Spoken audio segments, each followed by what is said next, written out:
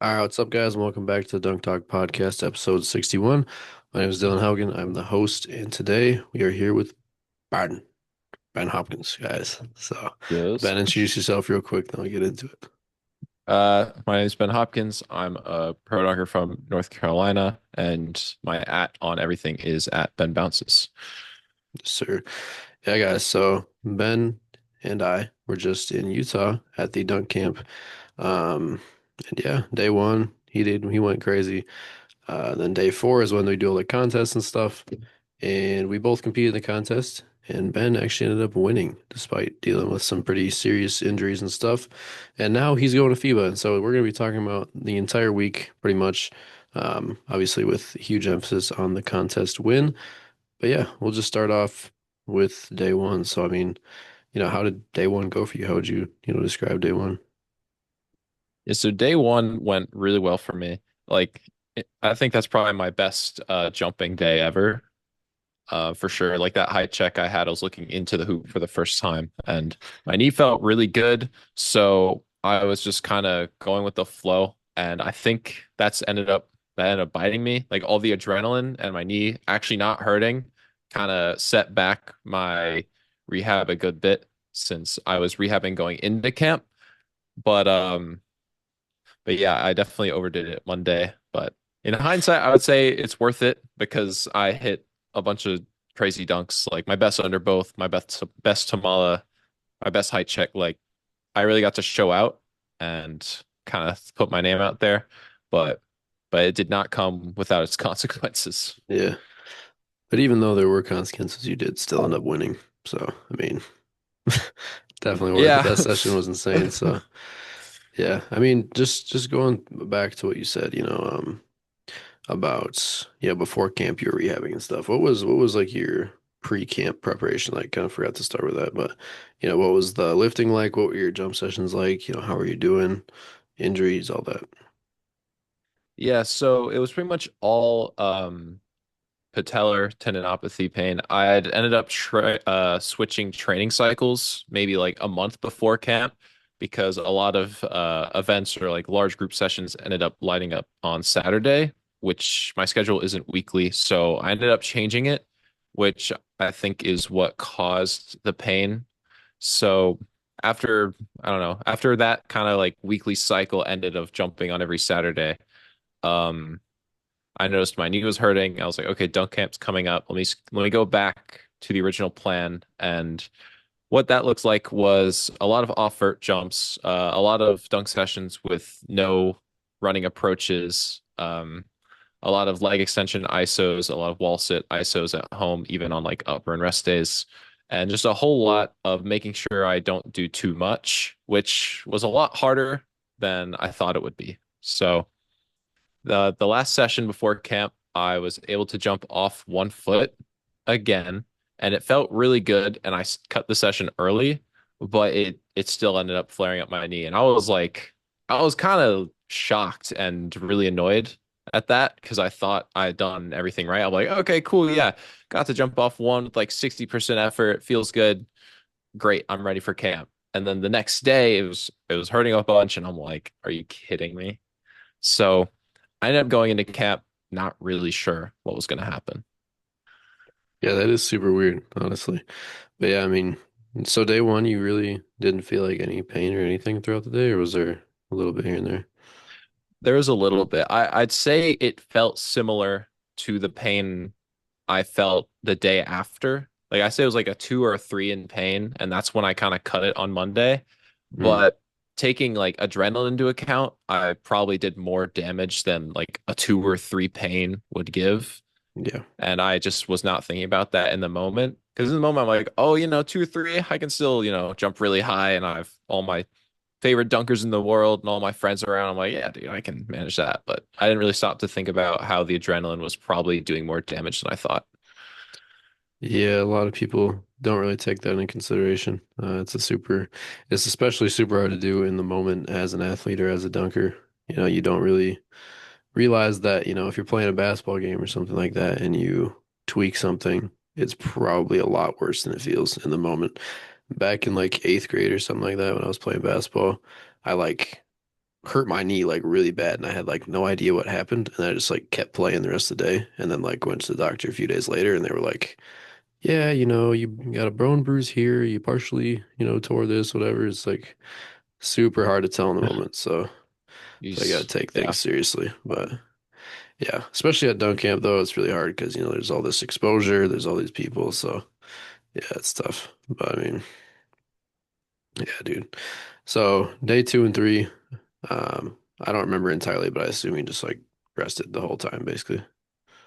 Yeah, I was pretty much chilling. I was really sad I missed out on the 3-on-2, 2-on-1. That looks like a lot of fun. I was just sitting with my foot propped up watching all you guys go to town. I'm like, dang, that looks so much fun. But Yeah, dude. I had to play it safe, and that was pretty much the trend for both days 2 and 3. Just kind of spectating, really. Yeah. Dude, the 3-on-2, 2-on-1 was so fun. And I filmed it, but like all of my good clips, like someone just happens to be standing like the one part of the frame that's like completely covering it. So I have zero good footage from it. I just deleted the entire video. But yeah, I mean, on those Dang. rest days, what are you doing? Like what do you do on a day where like you're kind of feeling hurt, um, but like not like obviously like a tear or anything. Like do you do ISOs? Do you do anything recovery wise or just kind of like, regular day? Yeah, so I only do like one set of ISOs a day, maybe two, but I know a lot of people do like multiple ISOs every few hours of the day, like 3 sets. I know Jordan doesn't even like care about doing daily ISOs as much. So I just kind of fall somewhere in the middle, and I just do whatever feels good. I like to get up and walk around and move. I think the most important thing for me is like also reducing compressive load for my patella. Like I noticed whenever I was dealing with the pain before dunk camp, if I was sitting at my desk for too long and I would like zone out and I'd stand up, it would like hurt really bad. So on days 2 and 3, I definitely made sure to keep my leg as straight as possible. Even now doing this podcast, my leg is like completely straight under the desk. So it's like the compressive load you definitely want to avoid, and it's easy to kind of lose track of that when you're just resting and hanging out, but definitely gotta be on top of that. Yeah, totally. I've definitely felt that as well. Where you just sit down for too long. You'd think that that would be, the best thing to do for it and just doing nothing, but if you don't have your leg in like the right position or something, it can definitely mess things up. So you found that, kind of keeping it generally straight is, what feels the best for you? Yeah, definitely. Because I don't feel pain when I like stand up, and I'm just like, yeah, that's Mm, probably a good thing. Like it's not agitated whenever I get up and yeah. down anymore. So When you're sitting like you are right now, do you have it locked out or like not entirely locked out? not entirely locked out. Like if I was standing, it'd probably be like in like a eighth depths of a squat, I guess. Like it's very Yeah. slightly bent, but I think as long as it's not like I don't know, like 70 degrees plus, as long as it's not like bending, so it's stretching that tendon, I think Mhm. it's fine. Yeah, I do the same thing. So I mean, yeah, going into day 4, I know that you were, not entirely sure what was going to happen. But there's also even more pressure than usual because the winner of this dunk contest at dunk camp had like a guaranteed spot in a FIBA 3x3 contest in Edmonton. And when is that again? Is it August like 4th or something? Yeah, I think it's really early August. Yeah. Only reason I know is because I have a different event thing that day, so I don't know if that's right or not. Oh But yeah, yeah. early August. So yeah, I mean, a lot of people did the contest. I can't even remember how many there were total, but I think it was in the 20s and Yeah. definitely mixed level of competition. There were some guys who were, just doing some basic dunks. There's obviously guys like Ben, me, Jeff. So yeah, it was a very mixed level of competition. The format, I believe, was there was like 2 hoops and, obviously split the groups in half. And then 3 dunkers from each hoop would advance, right? So Yep. three. Yeah. Yeah. And so everyone, or in the first round when we were split up, there was 2 hoops going at once, and each person got 2 dunks, 3 attempts, and yeah, we also had to use the FIBA balls, which was a little bit different. I have mine somewhere in here, But if you guys don't know, FIBA balls are a size 28.5 or a women's size ball, size 6, but with the weight of a men's ball. It's also got some like weird grooves on it and stuff. And yeah, it's what they use overseas. Um, I personally am not a huge fan of them. When they're broken in, they are pretty good. But I mostly just don't like it because of the size thing. Kind of think it's weird to have a different size ball for some reason. But we all got brand new ones, or not all of us, but they gave us brand new ones for the contest. And yeah, the brand new ones are not exactly ready to be used. And so, did you get yours on Tuesday or Wednesday or? I got mine on Tuesday. Yeah. So we're just trying to break them in the entire time, like dribbling on concrete and everything, because they're just like really difficult to cuff and stuff when they're brand new. And so yeah, pretty weird. But anyways, it was WDA scoring. Or I believe that's just what we're calling it, WDA scoring, which is a bit different. There's some videos that CJ Champion put out where he's kind of like putting the scoring into practice. You guys can go check those out if you want to. We also might be doing some stuff on here, or maybe a different podcast soon, kind of breaking it down and stuff like that. So it can definitely, it's a very interesting idea. It's kind of just like an objective scoring system. Um, or tries to be an objective scoring system. There are some issues with it, but that's what we used. And yeah, so top three dunkers from each hoop advanced, went to the finals, and then I believe it was two dunks again, three attempts, and then whoever won that won, and the scores reset, right? Yeah, the scores Yeah, reset once you get to finals. yeah. So that was just a yap session breakdown of the contest format, but let's talk about, how the contest went for you now. So what was your plan going into this contest, given the format? What were you like, planning to do? Yeah, so the plan was just go in, and I did this last year too, and I think I'll probably do it for like every dunk contest I do is just observe the competition.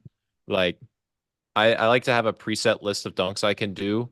And then if people are making their dunks, I'll do a harder one, like a J Rich, or if people are missing, I'll just do a reverse pump or a second windmill or something.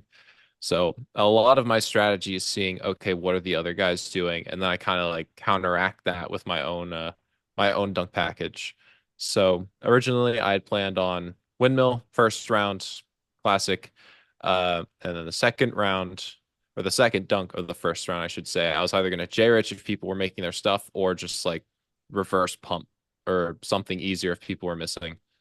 And then the finals, I was planning on doing the same thing, J-Rich, and then but stepping it up, I would do a Tamala as my final dunk if people were making everything. And if not, I was gonna do like a Ziani windmill or something. So I kind of had like A B routes for every single dunk I had to do. And but yeah, as you know, that plan did not work out as I intended to. So Yeah, I think that's a really good way to go about prepping for a contest. I know a lot of people just kind of have a list of dunks that they go in and they do, but at the end of the day, it's not worth trying a super hard dunk if all you have to do is just like a one-hander to move on. So it's definitely good to, keep some room for change in your plans. But yeah, so I mean, going into the contest, like warming up and all that stuff, obviously you have in your head that one, you need to win this contest because you're going to FIBA if you do. And two, you've been dealing with some knee pain, some injuries the past few days. So what was kind of, your thoughts going into the contest? How were you feeling, both physically and mentally, obviously? yeah, so I guess I'll start with physically. Like the knee felt good to walk on. I knew it wasn't perfect. I assumed it was going to be worse than Monday for sure. So I was kind of bracing myself for that. And I had told myself if the pain got above an 8, I would stop. But I guess we'll get to that later. But that was kind of my plan going in to the whole contest and everything. And then mentally was definitely like I was probably even like mentally I was probably less prepared than I was physically somehow because I had a lot of people saying I was like the favorite to win, and I don't like expectations. I don't know. I have a weird thing living up to expectations. It puts a lot of pressure on me, and I put a lot of pressure on myself because it's like, oh, it's FIBA. You know, if you win, it's like life changing. I had a lot of pressure on myself just to win. I felt like I had a lot of pressure from other people, expecting me to win. And then I don't know. So that was definitely like very, very nervous. I actually, the day of the contest, I walked outside and just called my mom because like I need to talk to someone who's not a dunker right now. I was like, dude, I just need someone to be out there or just to talk to and be like, just go like do the thing, bro. I don't know anything about this. Because Yeah. I was like, I was tired of talking about my game plan. I was tired of talking about like, oh, do you think you're gonna win? I'm like, bro, I just need a second to calm down. Yeah. That's real. Yeah, dude. That's how it goes. But yeah, so an eight is what your pain goal was to I keep it below an noticed eight. I noticed you started to laugh when I said that, or at least tried not to. Yeah, But that's pretty high. I don't know. yeah, But so you I kind of so was you kind of knew that you were gonna, have some issues for sure. I knew it was gonna be high from the start. Yeah. I didn't know how high, but I knew like I was going past the five almost guaranteed. So that's kind of what I was That's preparing wild, for. yeah. Yeah, so I mean warming up, you're starting to get warm for the contest. What is your body going through throughout the warm up? So the pain was like all over the place, and I ended up talking to Isaiah Rivera a little bit about this too, and he said he's experienced similar things where you'd warm up, it would feel really good, and you add like just a tiny bit more effort, and then it like spikes in pain, and you kind of have to play this whole like cat and mouse game of warming up, and that's pretty much exactly what I had to deal with. The best dunk I did in warm-ups was just like a windmill, and it was like a three or a four, and I was just kind of like, okay, I whatever. saw It's you like do a J Rich, bro. not in warm-ups did I I don't swear think I I saw you made do it. a J Rich. Oh, maybe I you don't didn't think make it, I'm but I saw you do. no, yeah, I You know I definitely could have rattled made it. one. Yeah, I could have made that J Rich, but it rattled out. So I got high enough for a J Rich, yeah. That too. But but yeah, no. So I'd say the highest pain I hit in warm-ups was like a 4 out of 10. Some jumps felt a lot better than others, but it was just kind of all over the place. And I'm just like, whatever. Like at this point, I'm just gonna rest for like 5 minutes before the contest starts. I'm not even gonna jump and then just save it. Yeah, dude, that is that is just crazy. But starting off the contest, you went like what, third or something like that? Pretty sure. Ye- Yeah, yeah, I went third. Yeah, third. So first dunk of the first round, playing his windmill. Walk us through. Walk us through what happened first dunk. Yeah, the first dunk was definitely the most standard because I was going first. I had like no data to go off of. I wasn't gonna. The plan was just to windmill because I don't know. I only seen two other dunkers, so I just went and did the highest windmill I could. Probably it wasn't like a full effort jump, but it was pretty high effort. I punched the crap out of it first try. It felt pretty nice, and yeah, that one was pretty standard. Maybe felt like a three or four. It felt pretty much exactly like my warm up windmill. So I was like, okay, maybe I can get more jumps than I had planned for because I was like the pain was really similar to last time. So I was kind of like a little optimistic after I hit that dunk if I could just keep the pain from getting that much worse. But that's pretty much where my head was at after the first dunk. Yeah, so after the first dunk and any dunk, actually, you've got a long time to sit because once again, there's like 20 plus guys in this contest. Obviously, you don't have to deal with all of them since it's split in half. But how long did you figure out how long the rest was between jumps? Oh, I have no idea. I want to say like at least like 10 minutes or something though. Yeah, Like it, yeah, it was a that's good pretty crazy. while. Yeah, between jumps, I went over and like lower him a little bit because I was like, I need to do something. But yeah, so I mean, Yeah. do you think that that was beneficial for you or not? It's kind of hard to say. I'm not positive on whether or not it helped because I tried to stay warm in between jumps too by doing like 50% effort 2 foot jumps or something. And I would feel that keep re-aggravating my knee, but I had to keep the rest of my body warm, because I wasn't going to go in cold. So Yeah, I'm not positive if that helped or not in the long run, but I'd say it probably helped more than it hurt just doing the warm up jumps or whatever. yeah, yeah, yeah. So then second dunk, same thing. Walk us through it. Yeah, so the second dunk, I done a J Rich because I don't know, people looked like they were making stuff. Like we had Hiram, I had you, I had what's his like Elias? Is that how you say his name? Yeah, He did yeah, like something a like double that. up one-hander and like punched the living crap out of it. And I saw him mimicking his second dunk. It looked like a cradle. And I'm just like, I think that would score pretty high. So I was just like, I'm just gonna play it safe and Jarich. And the first attempt I missed because I just didn't. Oh, right. Yeah. So the first attempt I missed because it hurt a lot more than I thought it would.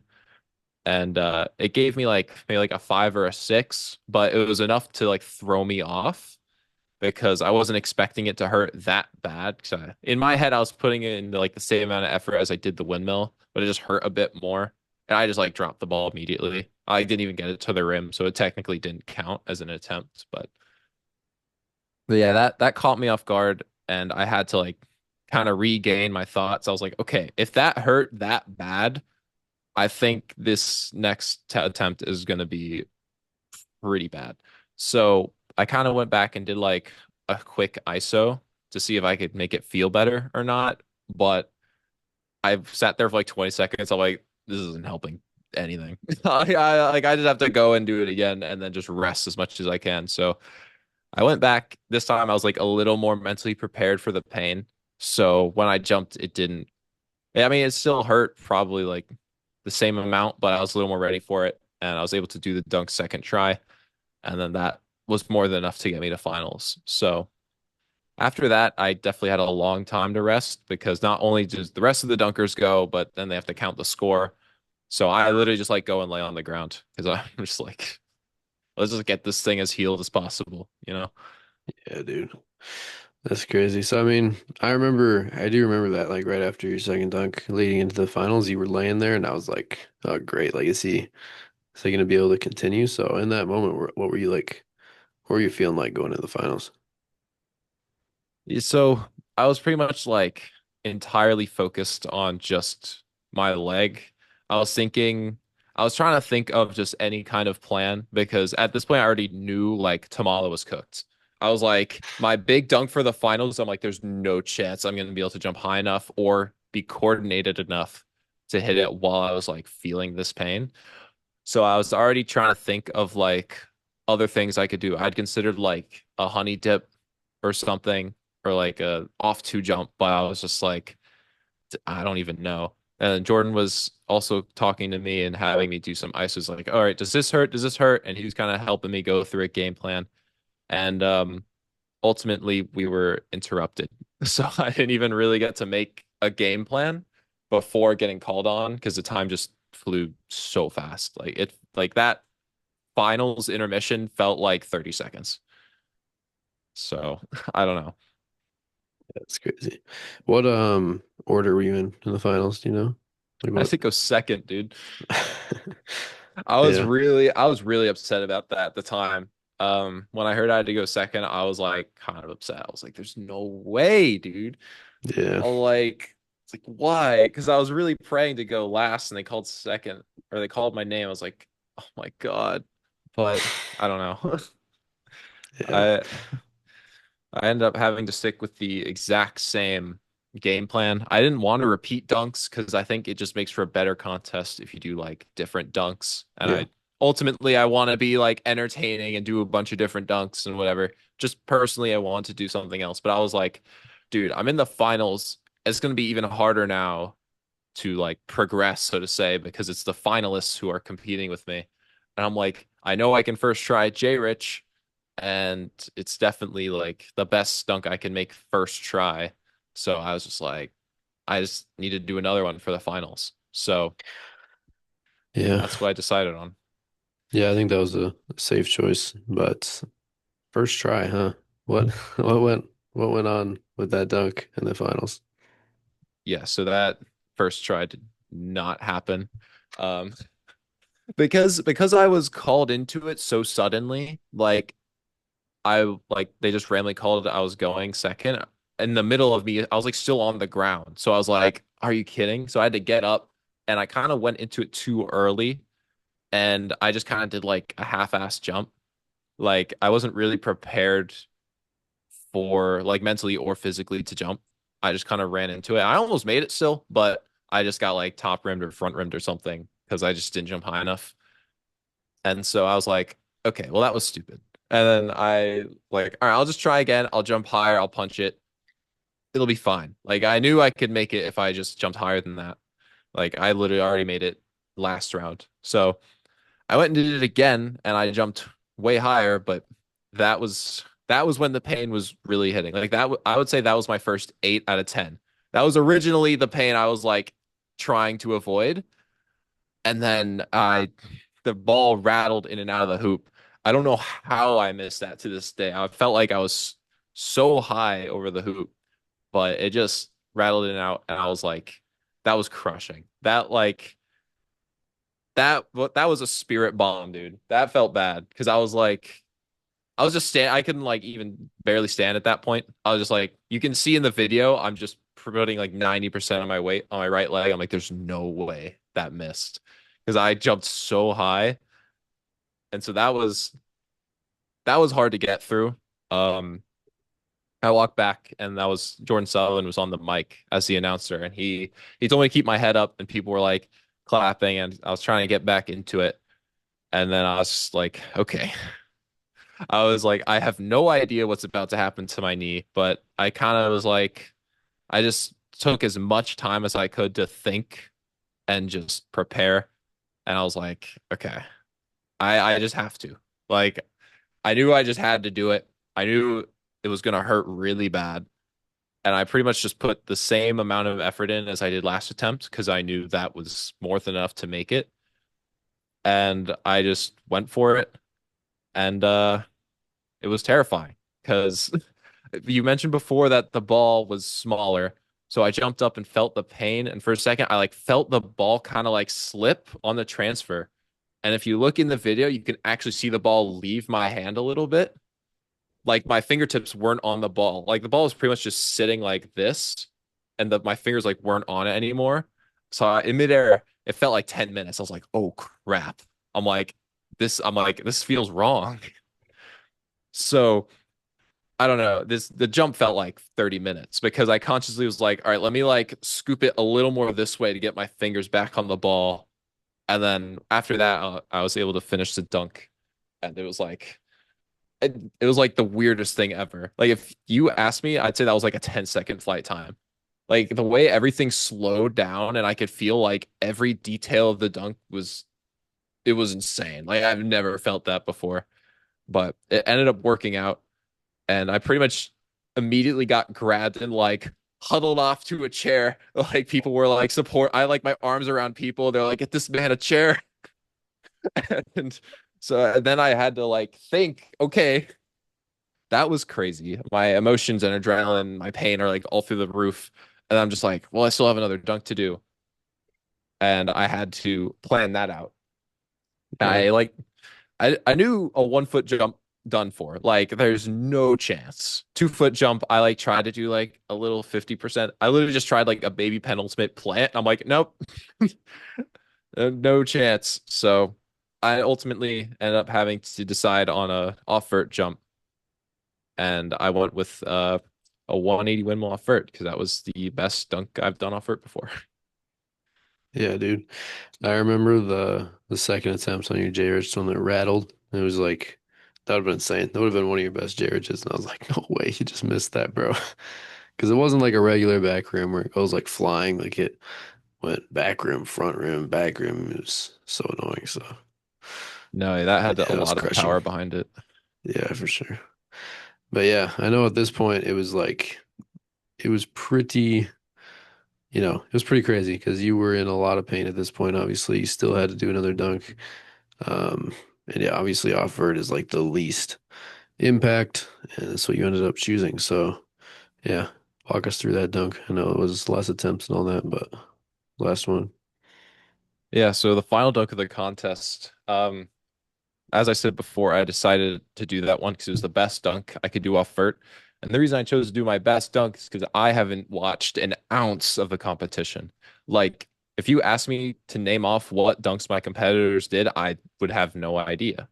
Like I was just kind of like staring at the ceiling, just on the ground the whole time. Like, and I was so focused on how I was feeling and thinking about what my game plan was, talking through Jordan about the pain and talking to like Travis and Hunter and all the people who like came up to me and was asking questions. And then I had no idea what the contest was about. I like completely zoned it out. So I was sitting there and I was like thinking about, okay, if I dunk again, this is what I'm gonna do. And so I'm sitting there talking to Jordan. He's like, "All right, what place are you?" And I was like, "They had me go second." So we're over here talking, and while we're talking, Jordan Sutherland is on the mic saying, "I have 50 seconds to decide if I'm going to jump." And I like neither of us heard it. We were both like so zoned in on our conversation, we had no idea my name was getting called. And so I think it was Hunter. I'm not exactly sure, but someone was like, "Yo, Ben, you have 50 seconds." And we were just like, "Wait, it's my turn." And so I just had to decide right there. Like, I knew what dunk I was going to do, but I was still like, I still wasn't positive if I wanted to jump or not. But I was like, in my head, I think I was pretty committed to jumping because I was like, I've already came this far. It's just one more jump at this point. If I was going to quit, I would have quit at the J Rich. So I ended up just going for it. I gave Jordan like a thumbs up, telling him I was going to jump, and I just had to go right into it. Like, so I didn't even have my ball. I was just like standing in the middle of the court without a ball. I was just looking around like, guys, how do I do a dunk without a ball? And so, I think it was Paco threw me his FIBA ball from the crowd. It was like a special one. That thing's grip was insane. Like that thing was beautiful. I loved that ball. It was But like a Hong Kong one or something. no, yeah, that one was dope.